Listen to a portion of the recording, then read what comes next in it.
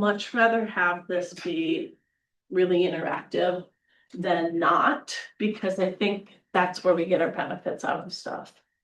I made Lance get his packet of information. Yeah, there's gonna be a lot of seats. I'd like you over here though. So you're telling me where to go? This room is standing room only crowd. Yeah, I'll get the $50 from you later. Don't know. Hi. I paid money to get here. You pay a lot of money to get into here. That's Yeah. exactly right. So I would love for this. There's CE in this class? A very interactive, and I think that that's where we're gonna get our benefits here. When we put the title, when Jamie came up with the title of Win with Buyers, it was, well, what can we come up with better tips and some insights in order to get some good things, good pieces in front of us. I know that Will said he's running late there. Now it can start. Hi, Misha. Not Hi, yet. lady. How are you? Good, how are you? I'm good. Hi, Lancelot. Hi. How are you? Good, how are you? Good. Sitting, everybody's sitting. Oh, What time is it supposed to start at? and, Okay. you know, At 9:30. Hi, Jason. Yosemite, you got a hug. Oh, that's nice. you know, since I just got knuckles. Good to see you. delightful. Did you just see, you just cringed. Outside too. Oh, okay. That's still what's I happening. saw the outside too. Of course. He was like, All right, Misha, would you sit? You can talk. Stranger over in the corner. uh, Mr. Ghetto, how are you?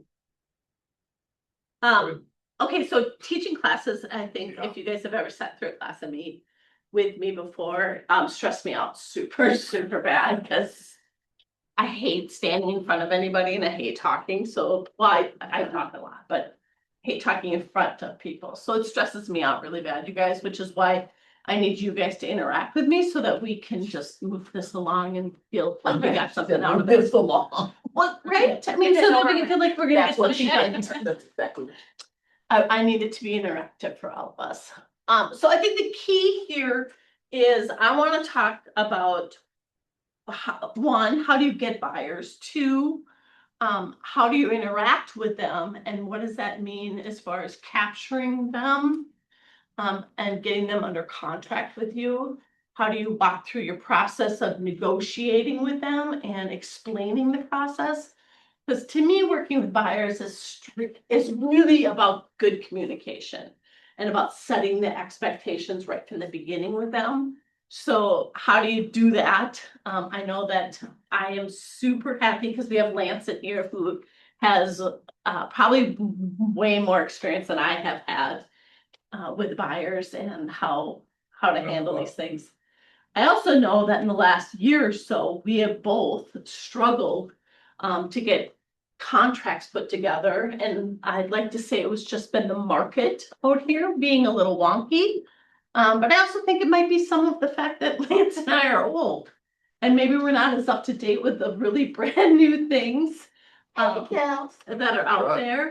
So again, I'd love to hear from people like what they're using and how they're meeting people and what they're doing for things. For me, working with buyers and how do I find them is getting on the phone, doing some social media. Yeah. oh, Sarah Anderson.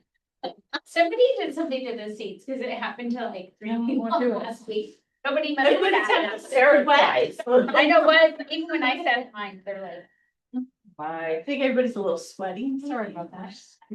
I wiped off. I'm not really, That's just all the barbecues. These chairs went outside. No, I think it was just That you're reclining eating. chairs. Oh. Okay, let's go on. Let's do that. I agree. Okay, so how do I meet buyers? Open houses. I love doing open houses. I know that some people don't. I don't love the preparation to get to the open houses.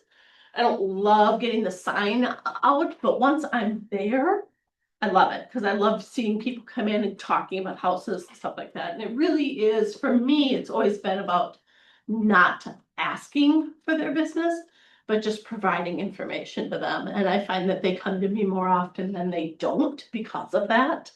So open houses, referrals. past clients, referrals, talking to people, being involved in kids' sports, being involved in different organizations, Rotary Club. What's that, Nancy? Lenders are a huge, thank you. If you have a good, business, a good communication with a preferred lender of yours, they can be a fantastic resource to be able to funnel you back some buyers. I feel like in this business, they are constantly coming to us, asking for us to give them referrals. And I think we have to remind them that they can give us referrals back just as often, if not even more so, because that's all they're looking for. And we're doing buyers and sellers, so they should be giving some of that back to us. And I think it's okay to ask them for that. So make sure we're doing that. What other ways are you finding buyers, you guys? Kelly? You already mentioned it, but I get so much of my business from referrals from past clients Yeah. and referrals from Sphere and that's mostly like, I'm just trying to think like buyers that I have right now, and that's pretty much whatever, or past clients themselves or that kind of thing. And I would say, but like Don, when you came into the business brand new, and probably Alyssa the same thing, brand new into the business, that people were hearing you talk about your classes and being excited about, starting this new adventure for you on real estate. And I think people want to work, well, I know people want to work with people that they know and like, and therefore trust. So they can kind of build that excitement and that momentum. The last thing you ever want to do if somebody asks you what you're doing is to do what I sometimes do, and that's bitch about the market, like how hard it is or whatever else, because they want to think, and they always want to work with somebody that's being successful. So I know that when I do a ton of posting on social media of my successes, whether they're really mine or they're somebody else's, I find that I get a whole bunch of people that respond back to me about it because they don't know that it's not mine. I don't have a ton of listings right now, but I will tell you guys, if you ever want to post anything that's mine, I'm giving you permission right now to take it, use it, and do whatever you want to do with it. Own it, make it yours, whatever you want to do. I think that that's one way that we work really well together in this company is to kind of piggyback off of each other to do that. So I'm giving you guys my blanket permission right now to use, market, whatever you want to do. So that's kind of, to me, that's how I've been gathering buyers throughout the years. Lots of communications, wearing branded clothing. Lance is phenomenal at doing this. Kelly, I know, does this. Jamie's walking around all the time with this Keller Williams shirts on. Those do help because people ask you, oh, you work for them, what do you do? That type of stuff. So maybe doing some investments into some of that stuff wouldn't be hurtful. I think one thing to remember, we always say that listings are like the name of the game out there. Personally, I rather work with buyers because I think they're more fun. I think listings are a drag, but do know that your current buyers are going to be those future listings too. If you do a good job, I'll walk them all the way through that and make them feel comfortable. They will be that future listings. Talk about where we're losing buyers. I don't think we need to talk about that. Let's not talk about bad things. Let's talk about just good things, right? I think to me, when you lose a buyer, it really comes down to the fact that they didn't feel comfortable with you. They didn't trust the process that you were bringing them through. So it's about good communication, setting those next steps. Or maybe you dodged a bullet by losing them. It's not always something you've done wrong. It can be that they're crazy or something and maybe you're just better off. Kelly, that's a really, really good point. And I think that is the beauty of being self-employed and being in this business, that we get to choose who we want to work with. And we can choose, we can choose to say, I'm not working with you. Like, you're kind of gross, so you freak me out, like, goodbye. Yeah. I can't know if I'd say somebody is gross, but you know what I mean. You can say it on Tuesday. It's Tuesday, we talk about groups. Go ahead. Tuesday we do town gross. Okay, so conversions, connecting with people, committing or connecting, educating, qualifying, presenting your value to them, and then asking for that commitment at the end of it. Building rapport with people obviously is the number one, step to kind of gaining that buyers. Stepping back, educating them, walk them through the processes, walk them through contracts, as boring as they are. You really do need to explain to them line by line what's going on. They won't remember it at the end of your buyer presentation, but at least later it might trigger something to say, oh, I do remember that was something that you had spoken about. Qualifying them, understanding their timelines. That's not just about financing piece, it's also about explaining to them and understanding what are their expectations in the situation. Are they thinking, I met with a buyer last week and they said that they have to be out of their apartment at the end of July. And I was like, do you have a backup plan? Like, what's your backup plan? Because Cash. well, and even there, yeah, I mean, maybe cash, but not really. Yeah. So it's about setting those expectations and what was a realistic situation there, getting them in front of other people that can get them qualified financially. We always obviously say, talk to us first, but then really the first big step is getting to that lender. So that's really what qualifying is. Setting the stage, putting together your buyer packets. I don't know how many of you guys are using something super formal. I know that Lance has an absolutely gorgeous one. I have a couple examples up here. I'm gonna be honest with you, I don't have a super gorgeous, pretty book that I put together. I have a buyer presentation that I will walk through on my computer with them, and kind of walk through some of the steps. My big thing is I want to keep communicating with them with little bits and pieces as we go through the transaction, kind of overview it in the beginning and then walk through it through the steps, giving them this is what's going to happen next type thing. Shoe fits. So the buyer packet sent, this to me really feels a little bit more like a listing packet, like when you've set an appointment with somebody, sending them out a listing packet or a buyer packet to give them the ability to preview it. Setting that schedule and having them meet you in person before you meet at a house, I think is a huge piece of safety, number one. And again, setting those expectations of what this is a professional situation that we're in. We're not running things off Lance. So sending the packet, not emailing, Correct. either hand delivering or mailing the packet has way, way more impact than a PDF emailed or just handing it off to them when you meet with them the first time. And it can, when you finally meet, quote unquote, face to face. Yep. A lot of the little stuff that they might have questions about are already answered in your packet if they've looked at it. For sure. About your company, maybe your background. For sure. And I mean, you can also include if they know certain areas they want to look in, you could send the statistics for Burnsville. So they know what the average sales price is. When you're based on sending market. statistics for them, are you sending it just off of info? MLS, Or yeah. just the MLS, bar things? Yeah. yep. I think that goes back to, again, your initial conversations with them is pre-qualifying them as far as what their expectations, again, and where they're looking. All those type of things can kind of fill into that. Jason knows this. And if you are competing, chances are your competitor isn't taking that stuff. So None got- of them are. you've got, well, I mean, if you're Jason, competing can with I add on to Lance, that?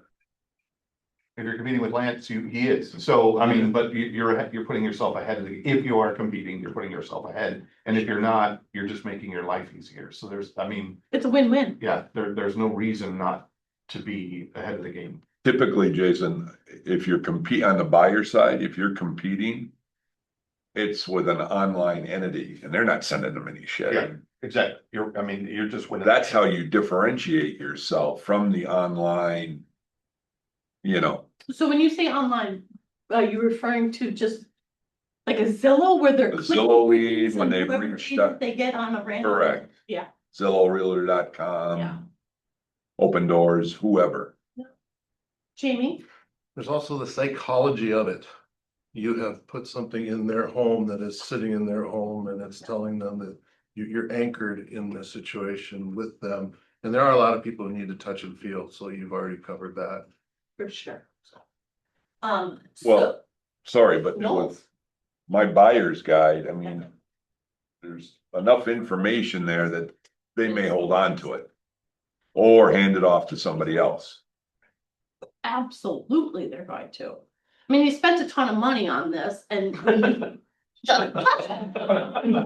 Did. So when you pick it up though, I mean, you can feel the value right there. It doesn't feel cheap. No, exactly. Let me feel, I'll take you. There's a lot. He Yeah, says put right your, here- make sure you put your coffee right on top of that, Misha. Coffee, you know this. No, it doesn't feel cheap. Good job. No, it's great. Seriously, what does that say about Lance before you meet with him in person? He's a professional. He's professional, he's serious about what he's doing. Absolutely. That you mean a lot to him because he's taken his time out to do this. So if you took the time to take that, stick it in a Keller Williams folder or whatever else and put a couple of market stats in there and hand deliver it to their house beforehand or to their apartment, or wherever it is. So Yeah, just a quick question, okay, to make that personable and to make that feel like they're the center of attention, do you redo that every time and like readjust it to where their name is like in there? I brought you the mailer packet, right? Yeah. So that's what goes out to them, cellophane packet. Yep. Oh, this does. So that can- That's That's in the packet. Just what, oh, wow. So is it like individually? So how we individually do it, Yep. you've seen those hardback listing books? Yep, yes. So we take one of those and you take all the Keller Williams propaganda, there's lots of it. Pick and choose what you want, right? I don't want it. If they're looking in since we're talking buyers, let's say they're looking in Burnsville Savage. Yes. Supply them also with current stats, average sales price, average market time, all that stuff. So they're getting that ahead of time. So you don't, in my eyes, I don't have to answer these questions when I get there. Yes, you do. Yep. But it's a good enough piece that when it's mailed, there's a wow factor to it. Okay. All right. And it's not something, there was a guy in Monticello that Maria and I worked with, that him and his wife had put a really good listing packet together. Mhm. And then, I decided on the list side, well, I'm gonna make something that's, that's impactful, that company colors, it's me, it's got my logo, it's got the company logo, all that. Yep. Something I can hand off to them that there's a wow factor to it. Mhm. Then I thought, you gotta do the same thing for buyers. Sometimes we forget how important buyers are to the transaction and look at them as second citizens. Yeah. And they're not. No. And so having something there, I can guarantee you 99.9% of the people working with buyers are not handing them anything. Other than maybe now agency, that's it. So You could also put agency in there. how much is one of those packets cost? It's about $21 and then whatever the cost is to mail it out. Or hand delivery. Yeah. Courier. I used to pay Megan $20 to go run it to the houses and drop them off. Yeah, figure Something 20 as simple to as- mail or drop it off, about $20. So there's probably 40 to 50 bucks. Okay. In there, but that's I mean, This is too much. another reason why I'm gonna get 3.5, 4% out of you. exactly.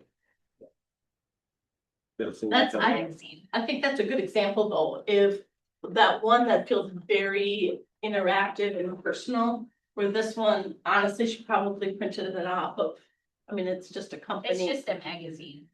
And it's too many words. Anybody That can one is read more this, correct? interesting because it's bullet points so that you Yeah. can easily, like, I actually was like, oh, I like how she explained that. that the Deb Green one?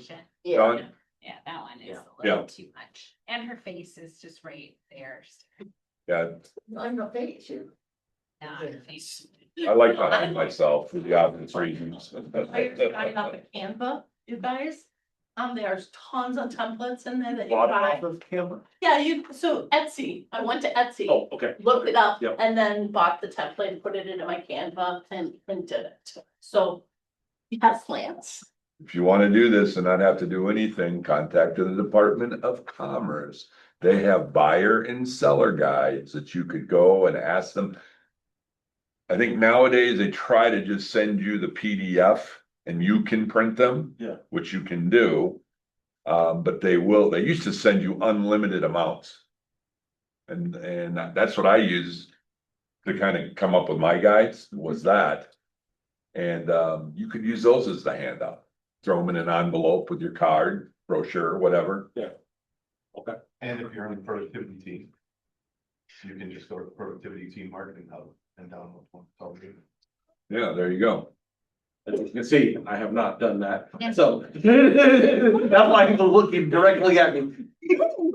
So the great thing is in Canva, you do know who's been in there. and I don't know how to use In Canva, in so. there, Okay, You well, can do here's, it. Grace can do it for you in like 2 seconds. but Grace, the one that we have in the productivity team is, that Grace made all of those. I have done a couple of Canva classes and it has not turned out well, so No. I am still on Canva for Dummies. That's why he leaves the preloaded one. Yeah. We He's have gotta one too. Put a picture in it, Yep. change the name. Still doesn't help me if I don't know We'll how to use check- it. we'll get to Okay, it. thank you. That's an easy one. We'll get Grace on her next class. She's Yep. got AI. She has class on Thursday, by the way. Yeah, I don't have one with me, but we have one too that we use. I'm sure you guys Buyer have a guide, great one. a seller and a buyer guide. Yeah. And- Yeah. Yes. So when you meet them at the office, remember the whole etiquette piece of it. Have our front desk staff, have Megan acknowledge them and, welcome them. Or ask them if they need anything to drink or, can she get them anything? Which I think she's pretty good at doing right now. Send it right now. Then she is, Excellent. at yes. that. And then take them to a second place, like take them into the conference room, again, ask them if they need anything. There's that whole psychological thing of when you, again, gift them something, give them something, they feel obligated to come back to you on things. So there's that whole piece of that. And then to me, it's sitting down, I pull up my PowerPoint, I pull up my buyer thing, and then I start just asking questions. I always have a notebook there. I know that there are lots of formats out there as far as, questionnaires, and I have a ton of questionnaires. Cal, do you have one of those? I don't have a questionnaire, but one thing when it's a stranger, like Yeah. someone who I've never met before, or referral or whatever, it is sometimes my buyer consult is different than if it's, a past client would kind of just jump into things. But if it's somebody new, and especially if they're a first time home buyer, not always, but I think you could ask anybody this, but I like to say, tell me what you know about the market. Oh, yeah. And just then they might be like, I don't know anything, or, oh. I heard it's really hard to buy a house. Yeah, right now. I mean, just so you know whatever they're thinking, and then you can address that and make sure you're addressing their questions or their concerns or fears or whatever. I think it is, again, you wanna gauge their knowledge so you can go to their level on things. If they've bought and sold houses, 10 times, you don't need to sit and break things down to them. But you do, again, wanna make sure that they're getting your information and maybe a copy of, I do put a sample copy of the purchase agreement in there. When I'm working with, experienced buyers, I'll put it in there, and my comment to them is always, at some point, we're gonna be writing one of these things, and there's a good chance we're gonna end up doing it online. And I want you to have a physical copy of it so that we can go back and reference line 137 and you can pull your thing out and look at it. Rather than looking at it online, because the Athena-sign or the DocuSign stuff, hits them just to the signatures, and so many of them skip that stuff, and then at the end of the day, they don't know what they said or not. So again, it's about, us really consulting with them and making So sure. Maria, when you do say an open house. Yeah. Do you keep a printed purchase agreement with you, or a couple of them? Do you have those there? I almost always have one sitting in my bag that I bring with me. Okay. I always have agency paperwork with me. Buyer's guide would be a great place to take to the open house and have them there as a handout. Absolutely. I do that. I think it's, Yeah. I've seen her set up in an open house. Yeah. And she does the welcome, the signs, the bottle of water. It feels very welcoming and very informative. You look very, very professional when you do it. Fine. that's all awesome. Yeah. No, she I, looks great. with the, I think, I like the idea of giving them a paper copy of the purchase agreement. I usually, before I send that then to sign, I send them the PDF. And so To that, review first. so that they can look at it without being in that mode of like, click here, click, and then you're like, wait, what did I just do? Yeah. So, but, I just negotiated a contract through Lennar this weekend. And I asked her to send it to me first in review so that I could go through it, and then I sent it on to the client, and then we went through that contract because it's so much different than ours. yeah. To go through those things line by line. So again, it's about making sure that they have the good information in front of us. I think we've got all sorts of good stuff in here. Okay, so commands, what are some of the other tools that we can use in order to keep our buyers engaged in us? I always, when we're sitting at that first or second showing, I always share my HomeSpotter app with those buyers. They love that because it allows them to drive in a neighborhood and look at a house and say, this is the information on it. And it allows them to kind of communicate back with me on it. Does KW has their own type of an app that does that? I haven't used it. The advantage of the KW app for you as an agent is every house that they access, you are notified of. So you can have a very clear trail of what they're looking at. Okay. There's no. KW isn't selling their information to other agents or. Does HomeSpotter though? I didn't know you could share your HomeSpotter app with your client. Yeah. I mean, I use that all the time. If you look, when you slide it over to where it has the kind of open screen on it, at the bottom it says share your app. Oh, And then you just put in their email address or their cell phone number, something like that. And you can send it to them right there when you're at the showing with them.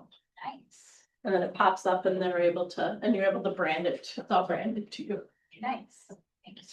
And I find that they love that because it is not that third party. It's not the Zillows or the Edina Realty apps or something like that. You want it to come back to you on things. So we've got the command app, we've got the KW app. You should probably you should probably teach me about that. See if I can use that. And then maybe I can show somebody else that. So we've got that consumer app, we've got the MLS auto searches. I usually tell people when I meet them that first time, I don't want to get you set up on the MLS app until we have your finances in place. And that is just really to me about setting those steps and that expectation.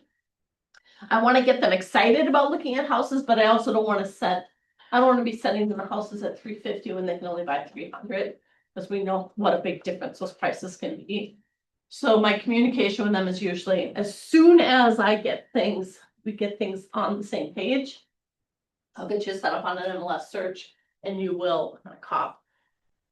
Excuse me. They will set up a MLS search and it'll set up as an auto email. If you have a tendency to get too many emails from me, let me know and we can put it back to once a day or morning or night or something like that. So we can do different things to address that. I get for talking way too much, you guys. Do the same. Do you find, Maria, when you set them up with a search, they still go to Zillow? Of course. Yeah. Yep. I think that's because that's what they've been used to looking at. 90% of the buyers out there have been looking online for houses already before they make first contact with an agent. So I think that's the tool that they've been looking at because that's what's kind of promoted in front of them. And you can tell when they do because they send you all kinds of things that are already under contract. Yep. Yes. Oh, that one actually closed. I'm not sure what you're doing. How come you didn't show me this house? It's not available. That's very, very true. Do you walk them through the steps of once you do set them on an auto email search, so that way I can see what you like? If you want, you can leave comments here so I can respond to them, if this is something that you want to see, or if this is if you have hard lines where you didn't want something without offense, then I can point that out also as well in the notes. Yes, but I do let them know that if it's an urgent response, because unless Yeah. you're watching that constantly, you're not really getting notified of those. Yeah. So I do let them know that, leave me notes if you want to, but if it's something you want urgently, Yeah. send me a text message. Yeah, absolutely. It's just like, if you have a question about this, I can look into it, give a little more detail, because I'm on North Star MLS daily, so you Correct. see the hearts and the notes and stuff right there at the top, at least for me, I do. Do you have it set up on your widgets? Yeah, Go so right to it's the like, top. so as soon as I go to my dashboard, it's right there on the top, so I see hearts and notes. Smart. So yeah, lender partnerships, again, you guys, make sure you have good partnerships set up. Follow-ups, this again is, how do you kind of capture those buyers, and what are, what's the steps there in order to keep in front of them? It really is about good communication, setting them up on your expectations, that type of stuff too. Oh, role playing, you guys, No, I sigh when you say that. because it should be done, it should be mandatory for everybody to do it. We just don't do enough of it, for sure. Learning scripts that don't feel scripty, that don't feel salesman-y is huge, and that's kind of where you practice those things. If you guys aren't on the 9 o'clock call with Colin on Tuesdays, you gotta put that back into your schedule to make that happen. That is 15 minutes of just really good little nuggets there. Yes, Jason. Why do you think we don't do enough role? I think, Uncomfortable. yeah, Yeah. I think it can be very uncomfortable because you don't want to feel like you're failing in front of your peers or not being adequate enough. But that's how we look at better. It feels fake. It, Does You it? don't do it enough. No, it feels Yeah. fake, because I don't practice when I'm gonna go talk to my friends. I don't practice when I'm. Does But it, they're does it, practice with They're not your cancer. friends. It doesn't matter though. does, I don't know how to have a conversation. After 40 years, Bill? it's Yes. because you don't practice. does Do it, you does it, scrimmage in sports? yeah, does it feel fake when you do it on Tuesday afternoon on the football field? I mean, that's not really the point. The point isn't whether it feels fake or, Like, does it feel fake? I know, right? I'm the oddball out here, but I'm like, You're you not can't- wrong.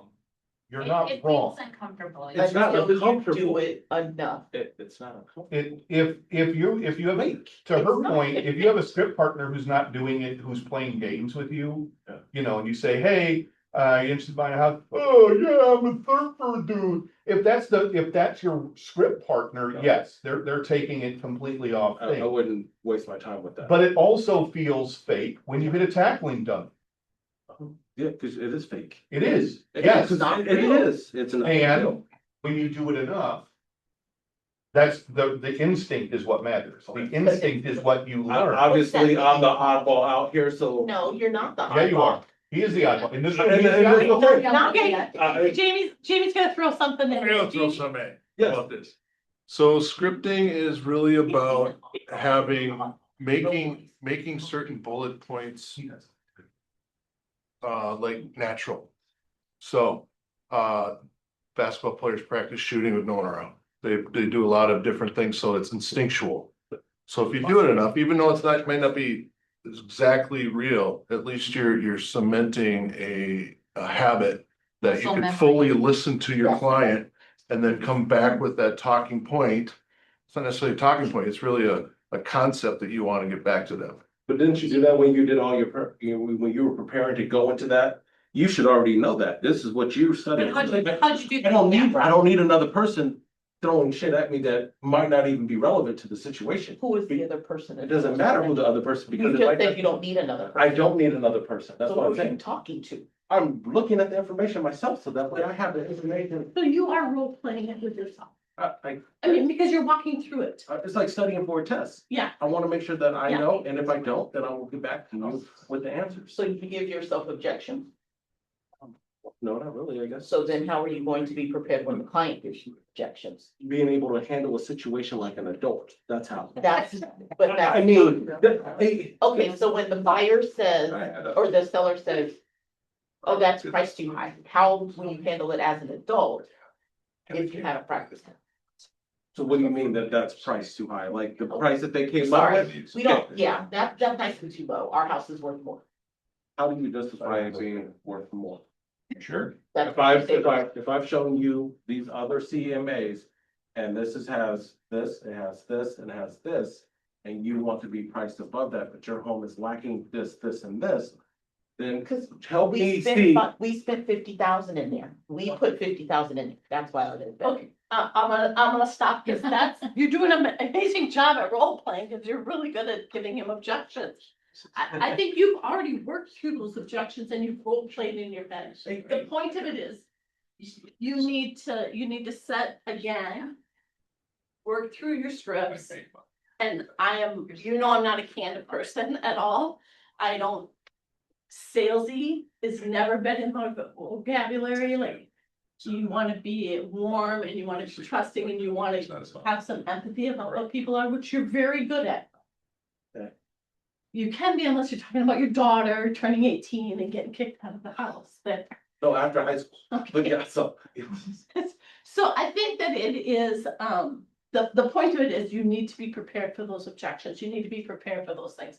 And for most people, it is about practice. And practice doesn't always have to come in the way of role playing. It can come into the way of just reading and understanding and knowing the market and knowing how to respond to things. So approaching it with an adult-like response. Obviously, you don't want to be confrontational back to them because then you're just gonna bump. Yeah.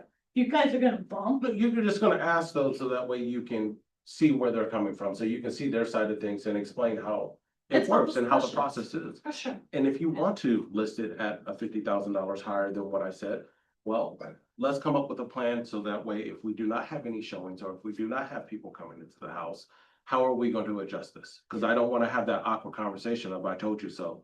Yeah. But we need to be ready for that as well. And if it doesn't, then hey, I will admit that I was wrong and you were absolutely right. Those $50,000 that you did on that carpet was amazing and the best decision ever. Can you let me know that carpet company so that way I can tell them to go to everybody? I would suggest you be careful about that because you're putting it into a confrontational situation there. Okay. But I understand what you're saying with it. Yes. And so the idea is some role playing, learning your scripts, knowing those type of things can be very, very advantageous. I'm gonna guess in your team meetings, you guys, Misha and Dawn, you guys do some of that stuff. You talk about what's going on in the market, what are some of the things that are really important. And that's the knowledge, that's the information that you're taking back to in your PC groups, you guys are sitting there talking about what is going on there. How do you handle some of those objections? On our Mondays accountability group that we have together, we talk about what's going on in the market, how we handled it, that type of stuff. If you guys aren't tapped into some of those things, let me know. I'm gonna get you tapped into them. Will, you're welcome to join us Mondays at noon.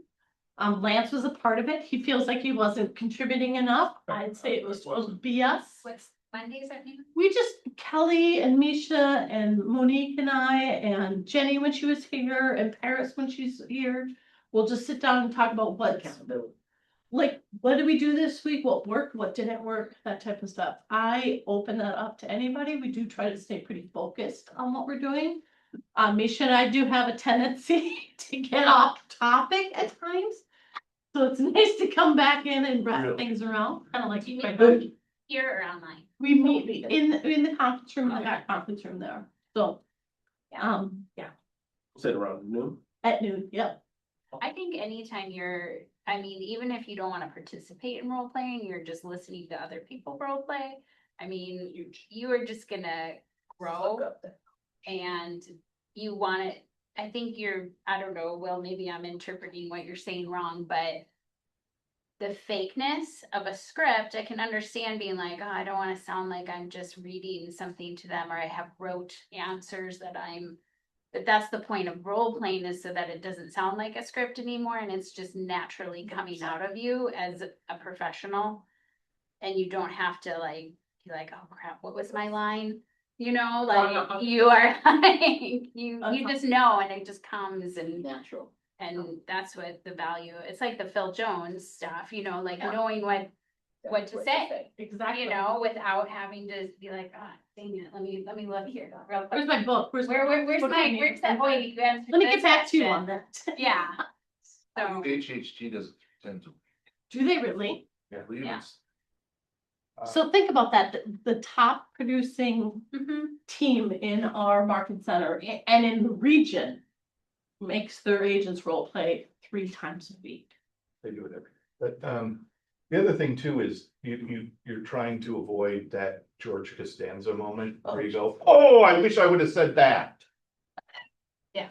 And when you're in the car driving away, because that's always the way it plays out for most people, is, oh, why didn't I say that at the time? Because you weren't ready for it. And if a person says that enough, you go, this is my response. And it's not even, and again, it's back to that instinctual or muscle memory or what, it comes out because when somebody says, how old are you, Will? You know, you answer. But if somebody says, you know, hey, what happens when XYZ meets ABC, you're like, and your brain's just, you're spinning a little bit. And the practicing of it, especially with when you try to practice with standard sorts of things that are gonna come up, and I know you've got a number of objections. Correct. But when you practice with those standard things, they do come. And you might be far up ahead that some of the things already are like that, and then it does feel kind of weird, but the other thing is there's a point in everyone's career where they learn by doing and teaching as opposed to by being the student. And, you know, that's a part of your process in anything. So sometimes it's valuable to be the teacher when you start to know it all. That's the truth. But it is. I don't know.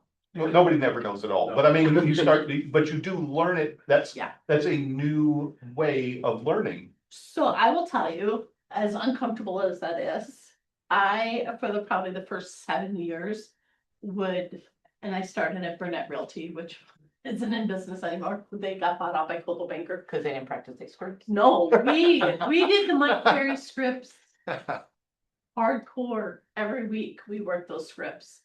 And role played with each other and had small groups that did it. I think one thing that we have found within our sales meetings, even when we can break out into little groups and kind of interact with each other or play that Family Feud game or whatever it is that we're doing, that's just getting people talking to each other. I walk out of there so much more energized and have so much more little tools in my kit. So sometimes it's not about let's read these cards and do that, but how are you doing that? Role playing doesn't have to be a script, it has to be about communication. Okay, I'm good with that. Yeah. Communication, having a little group, just Yeah. interactions, that's completely different. And that's how we learn. Yeah. Is doing, but also listening to other people and observing. What works for one person doesn't necessarily work for the next person, which is why it's nice to have a little bit of a variation in there. I think again, Lance and I will have some different approaches to things. Yet our end game is always, is the same, and we're there to advocate and to work for our clients and do the best that we can for them. I think that our fiduciary responsibilities I hold pretty tight to me. And I think that if we can always keep those at the forefront of when we're interacting with clients, with potential clients, I think that always comes out. I think that integrity piece, when we know that we have to act in their best interest at all times, whether they're really under contract with us or not, sets us up for a win. So I think to me, it's just really ingrained in order to do that. And I think that comes from practicing those things. And they always say, I think Jason Hierkamp says it all the time, don't practice on your clients, practice on each other. That way, when you get in front of your clients, you don't feel like you're practicing. So it's about preparation. It's about, he's got all sorts of things. Will you scroll down for me again?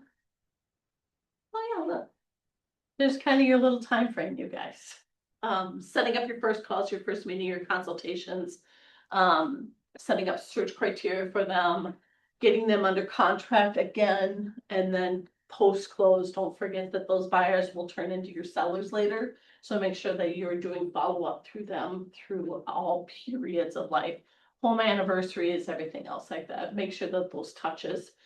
Scotty loves to say things like create raving fans of hers.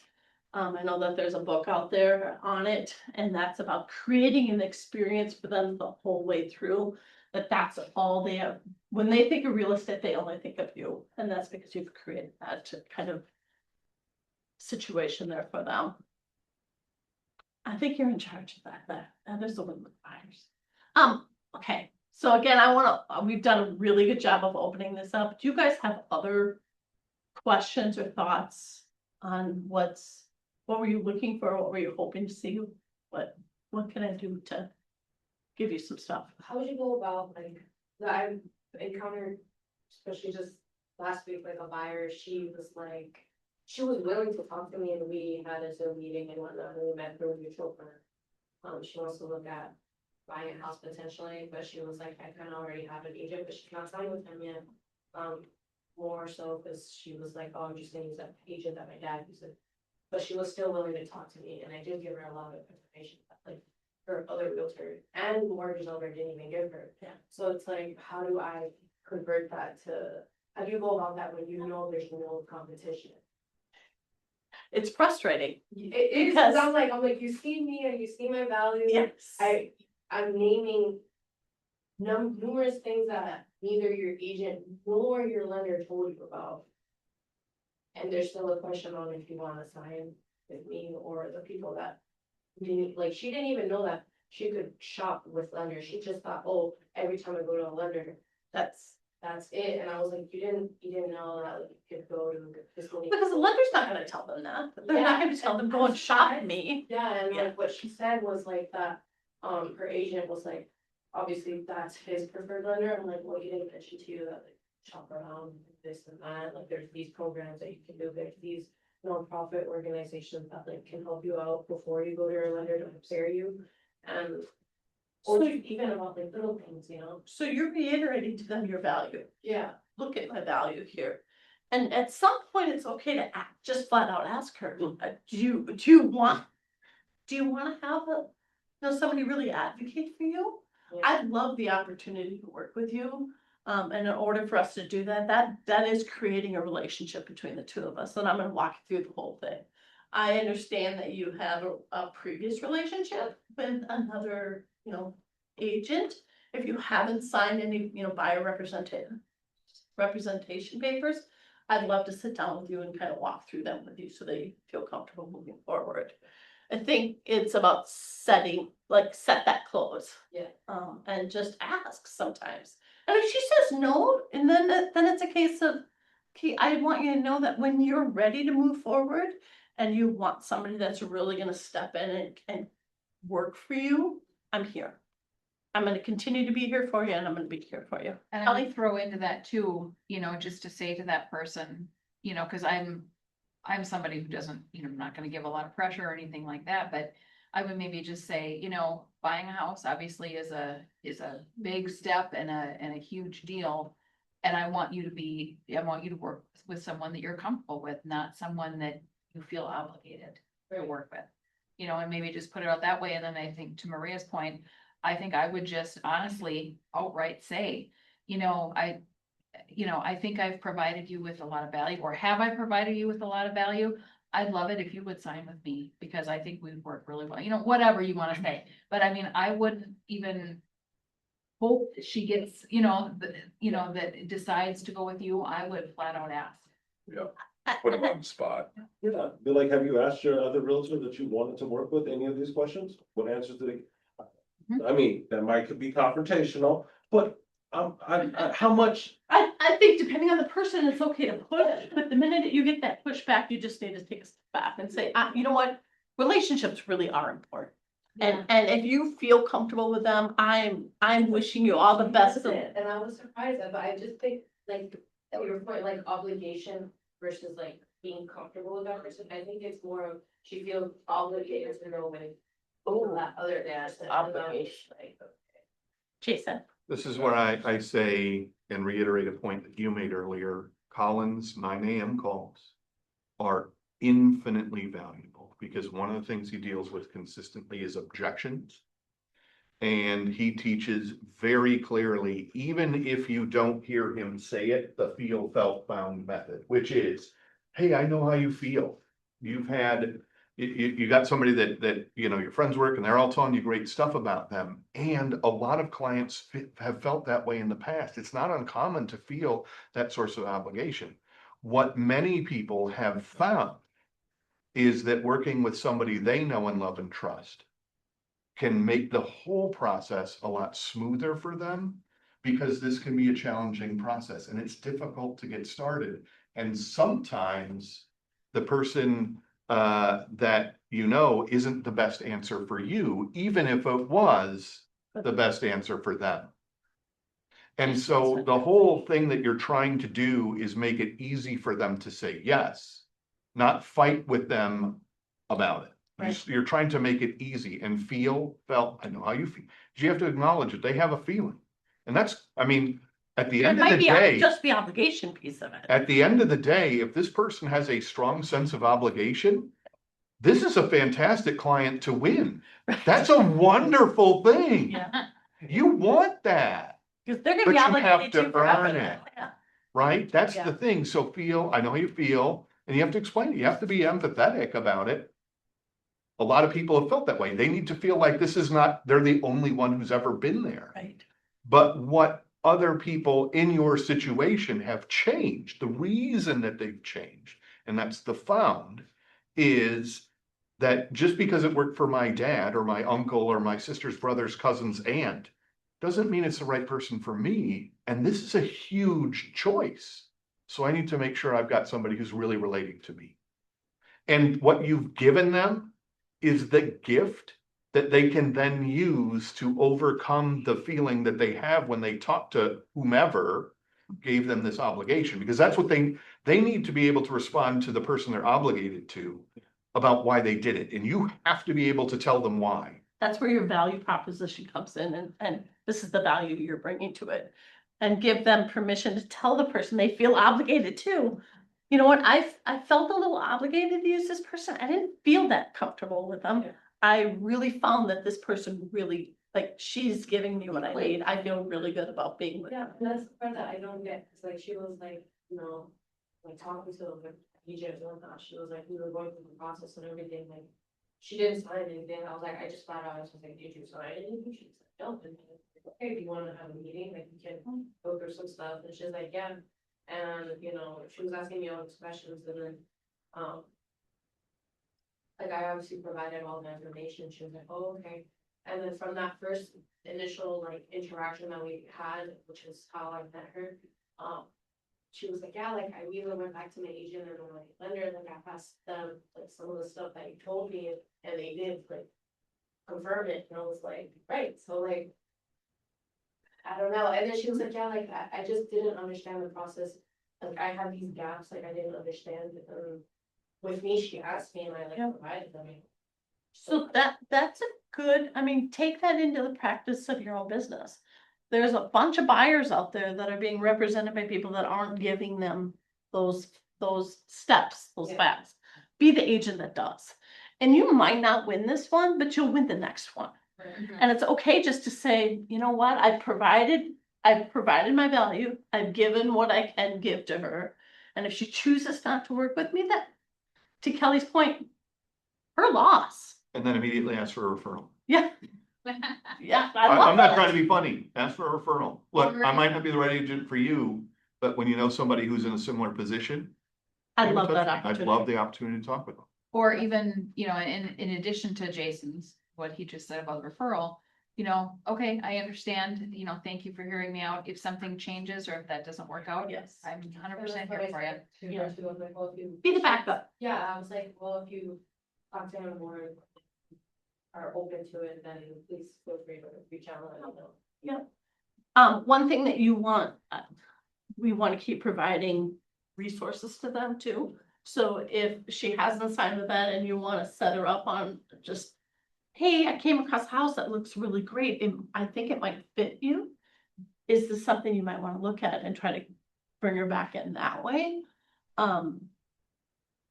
I know from personal, sometimes you give, and then they end up going to buy from somebody else and you're like, I just wasted all that time and energy on it, which can be super frustrating. Yeah, I'm being really good on my boundaries with that, Good job. so.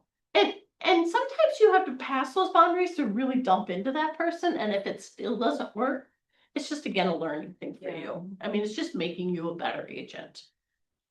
And if you lose out, if, you know, if you end up losing out and she goes with the dad's, you know, thing, just know that at some point down the line, the roles will be reversed and you will win a client and someone else will lose out. You know what I mean? And, Yeah. I don't know, maybe that doesn't make you feel any better or whatever, but you know, and I know that when I've been in a crappy situation and I've lost out on somebody, there's another time that I can think of that I was in the other person's shoes and I ended up winning and someone else kind of got the short end of the stick.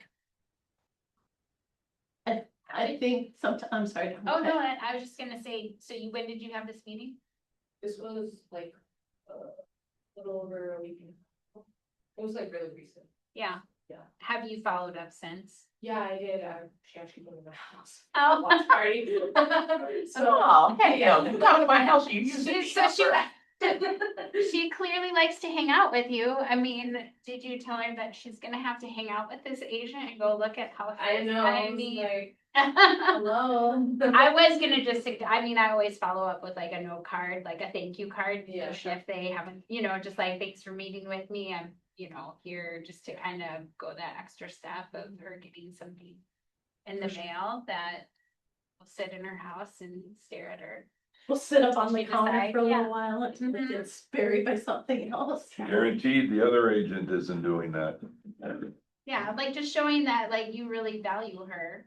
You're not just another, you know, Look, client. I think people don't wanna feel like you're a transaction. Mhm. They want you to feel like you have built a relationship with them and you're really invested in them and their best interests. And that will come through. And if it's not with her, it'll come through because somebody else is gonna hear that conversation, overhear it with them and be like, she's the one I wanna work with. Do you know what she's looking for at all? Yeah, I mean, literally a lot of the stuff that I help people with is like investment property, she's looking to flip, I'm like, oh girl, that's up an alley, like right through and through, and So an old philosophy we had was it's harder to get fired. than It's easier to hire somebody. Yeah. It's harder to fire somebody than to hire somebody. So get her on a search and just start acting as if, because then she has to fire you. That's a good, there you go. You just start taking the steps, assuming that you're gonna Own it serve her. until she tells you you don't own it anymore. Hmm. I'm being a little careful that if you do find out she's in contract, you don't wanna be stepping on yeah, that that's contract. how like the first thing I'm like, oh, are you, and she's, no, not yet, like, she's not in a rush, but she's like, if something comes along, I'm like, well, you kind of have to be prepared if something comes along. That in So mind. she is connected with a lender then. She is, and then I connected her with like two more, if you wanted like some options, kind of great options, this person offers this kind of stuff, this person offers this, I'm like, you don't wanna close doors on one person, I'm like, cause a lot of lenders have different, like down payment assistance, or literally anything and everything, I'm like, or they have in-house grants you don't know about, I'm like, here's two great people that. Melissa, it sounds to me like you're providing a ton of. Yeah, and so then I was. And like, it will come to you. It's like, that's it, that's all you're getting from me. Yeah, I mean, That's tough. you've done, And there's nothing worse with, well, I mean, prior to our NAR agreement, where we have to have signed agreements to show houses. There's a lot of times you're out showing houses without. I never showed houses without contracts in place. A friend. Yeah, Somebody, I mean, yeah. there was other agents in my office that might have done that. Didn't know who weren't your friends, but worked at other brokerages. Correct. That is exactly right. These other agents that I heard in the marketplace were out showing houses. And then later they went through an open house and ended up buying the house for somebody. And I have on the professional standards and ethics committee sat on those arbitration boards many, many times where they've been fighting about commissions and who was procuring costs and how did they find that house, that type of stuff. Those are steps you don't wanna get into. Oh, You check Facebook. That's. he's checking on the things. Can Vanna show these examples? I They I want was to. gonna share one thing, I don't know if this is the right place, but following up, just converting a lead from an open house, Yeah. one thing that I did, and I don't know if this helped, but we are closing on July 28th, so I mean. think it might have helped on. I don't know if this is why, maybe she was already gonna work with me, but I had met a buyer at an open house in March, I think. You know, first time home buyer, had great conversation with her mom and her sister were there. I asked, I'm like, well, do you guys have a family realtor that you're gonna be working with? And the sister was like, yeah, you don't need to work with our guy. I don't know who he was, but she's just bought a house, so clearly she wasn't loyal to him. But her mom and dad were like, no.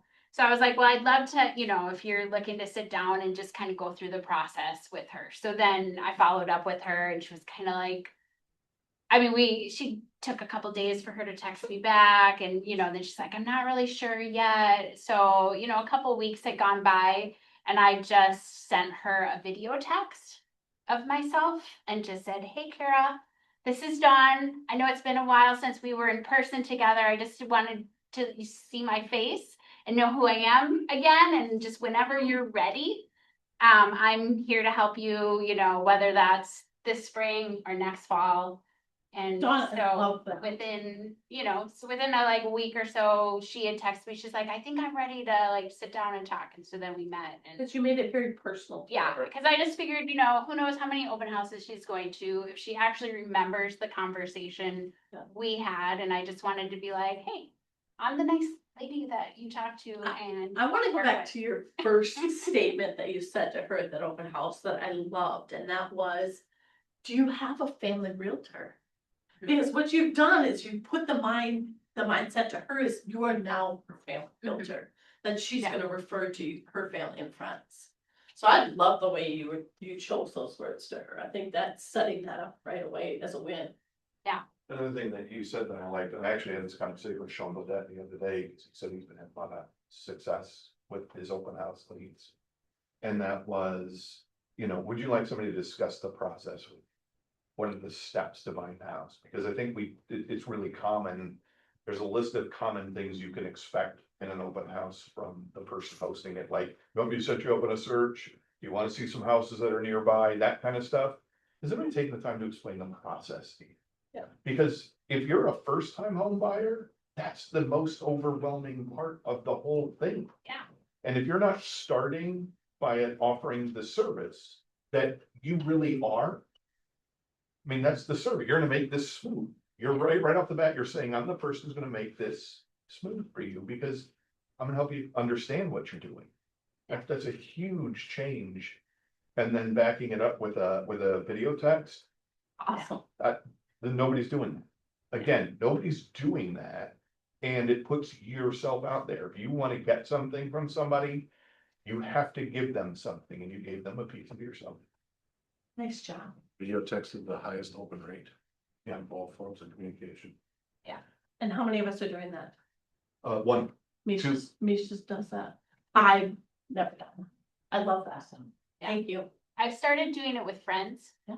For their birthdays and stuff, like, just like, hey, Happy birthday. just wanted you to see my face when I said happy birthday to you, you know, and then love that. it makes it little. It's personal. They're winning because they get to Yeah. see your face. I It's just wanted you to see my face when I tell you I love you.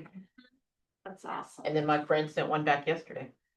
She was like, in her car as she was running it. See, Not right as there, she was price of running it. admission, you guys. Thank you.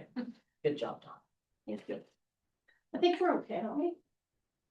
Timing, any other questions online? I know that there was lots of. Well, Jennifer said that this was a great class. Hey, Jennifer.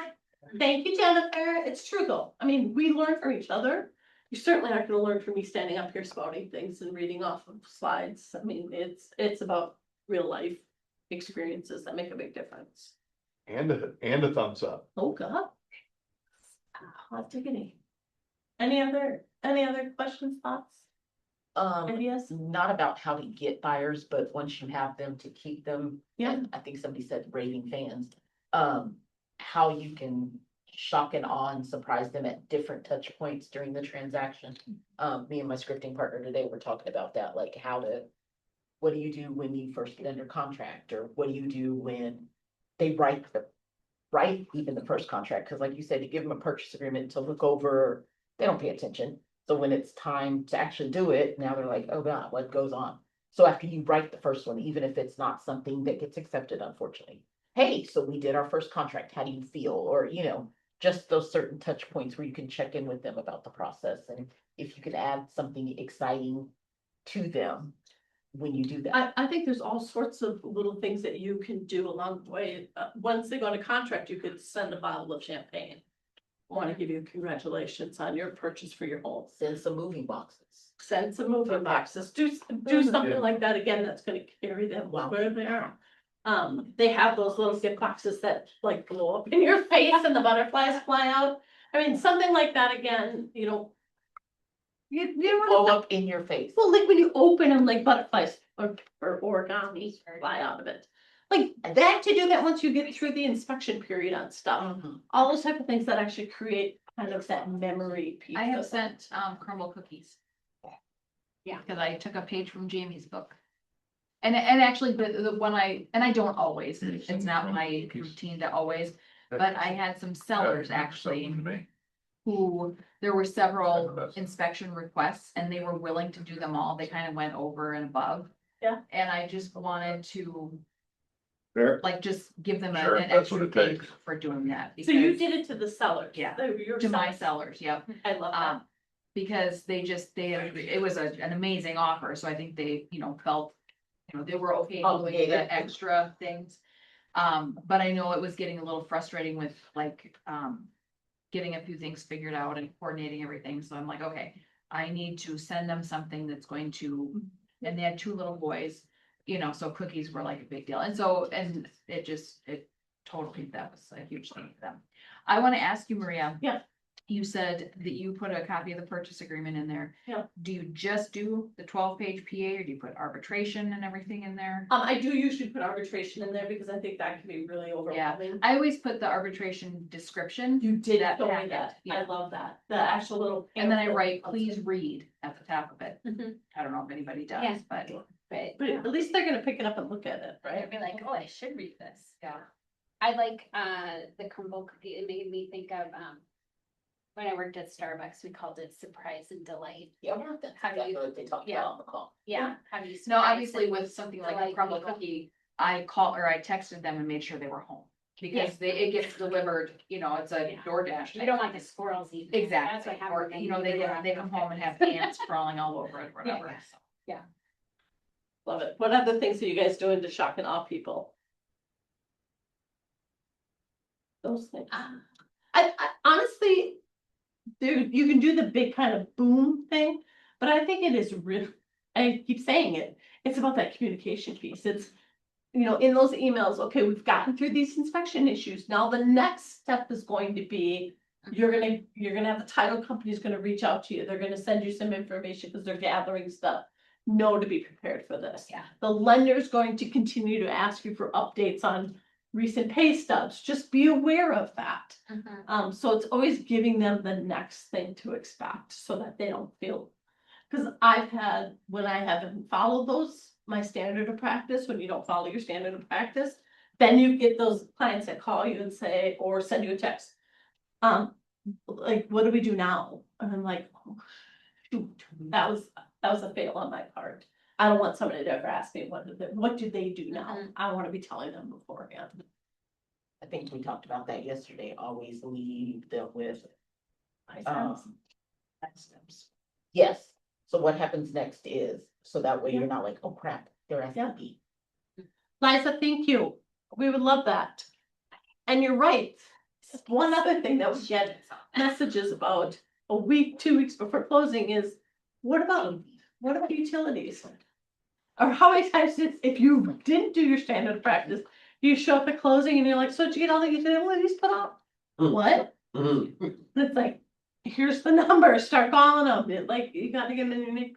don't do that to your clients. Do that the week before, or 2 weeks before, depending on what type they are. They're really high A's and B's, whatever. Cheap owls. Bears or. I don't know what those tires in theirs. All right, we're good. Thank you, Maria. Yeah, you This guys, is thanks for coming. fantastic. Thanks for popping online, you guys. Really appreciate it. Thank you, guys. Thanks, Lance. Did we destroy your thing? You did, but that's all right. Just I got wait, my plans. thing. Will took it all apart. I was looking at it, I'm like, huh. Bent the corner.